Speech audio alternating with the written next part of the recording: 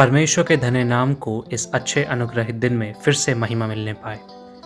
मत्ती 11वें अध्याय का 28वां वचन। हे सब परिश्रम करने वालों और बोझ से दबे हुए लोगों, मेरे पास आओ, मैं तुम्हें विश्राम दूंगा। इस अनुग्रहित वचन के आधार पर आज परमेश्वर हमसे यही कहना चाहता है कि परमेश्वर के पास आओ। परेशानियां चाहे अनगिनत क्यों ना हो, मुसीबतें चाहे बढ़ती ही क्यों ना रहें, केवल परमेश्वर के पास ना आने वाले लोगों का एक समूह हमारे बीच में है। एक वाक्य में कहें तो जो परमेश्वर के हाथ में आना नहीं चाहते। प्रेरित याकूब अपनी पुस्तक के 4 अध्याय के 8वें वाक्य में कहता है, परमेश्वर के पास आओ, वह भी तुम्हारे पास आएगा। हम जितना परमेश्वर के पास आते हैं उतना ही परमेश्वर हमारे पास आते हैं। प्रियजनों, ये कितने आनंद, सौभाग्य और खुशी की अवस्था है। जो भी अपने पूरे दिल से परमेश्वर के पास आते हैं वे फिर कभी भी परमेश्वर से दूर नहीं हो पाते। इसी का तो उदाहरण है जब यीशु मसीह अपने प्रिय चेलों पतरस, यूहन्ना और याकूब के साथ एक ऊंचे पर्वत पर प्रार्थना करने जाते हैं। वहां पर उनके कपड़े इतने उज्जवल होकर चमकने लगते हैं जो कोई भी धोबी नहीं कर सकता। उस समय जब एलिया और मूसा उन पर प्रकट होकर यीशु के साथ बातें कर रहे थे, तब पतरस यीशु से कहता है कि हे रब्बी, हमारा यहाँ रहना अच्छा है, क्या हम यहाँ 3 मंडप बनाएं? परमेश्वर के सानिध्य को अनुभव करने वाले पतरस ने एक बार इस प्रकार भी कहा है कि हम तुझे छोड़कर कहाँ जाएं? अनंत जीवन तो तेरे पास है। यीशु के सानिध्य को, यीशु के साथ जीने के उस आनंद को अनुभव करने के कारण ही तो उन्होंने इस प्रकार कहा।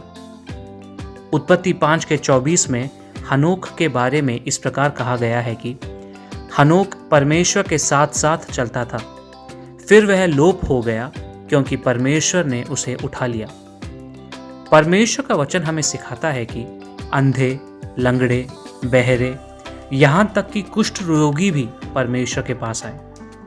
जब कुष्ठ रोगियों को लोगों के पास आने की या लोगों को कुष्ठ रोगियों के पास जाने की अनुमति नहीं थी, तब प्रभु यीशु मसीह किसी भी प्रकार की रुकावटों के बिना कुष्ठ रोगियों को अपने पास आने देते थे। प्रियों, परमेश्वर यह नहीं चाहता कि हम परमेश्वर से यह कहकर दूर हो जाएं कि परमेश्वर के पास जाने की कोई योग्यता मेरे पास नहीं है, बल्कि हमें यह समझना चाहिए कि चाहे कितनी ही अयोग्यताएं क्यों ना हो, अगर हम परमेश्वर के पास आते हैं तो परमेश्वर हमें सीने से लगाकर स्नेह से हमें अपने पास लेकर आने के लिए तरस खाने वाला और दया करने वाला परमेश्वर है।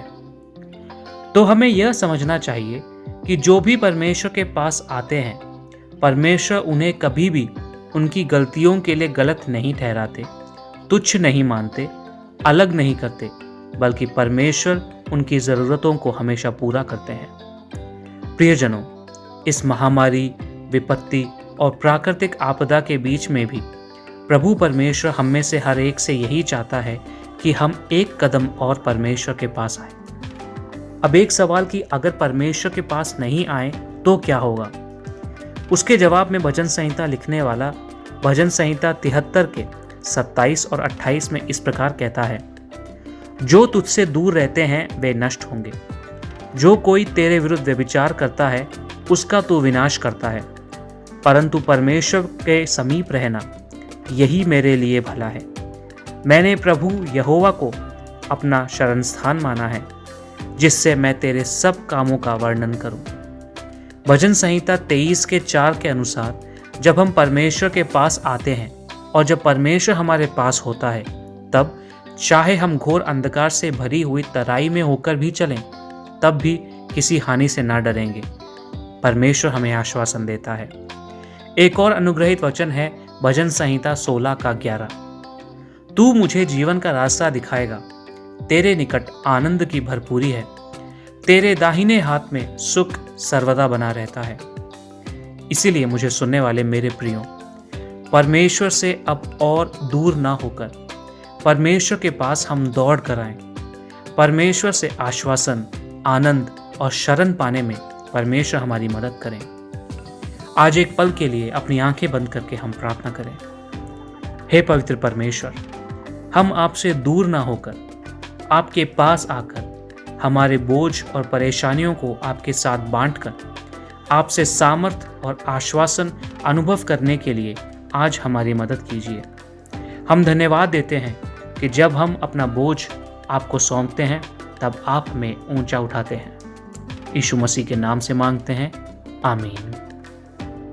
Have a blessed day.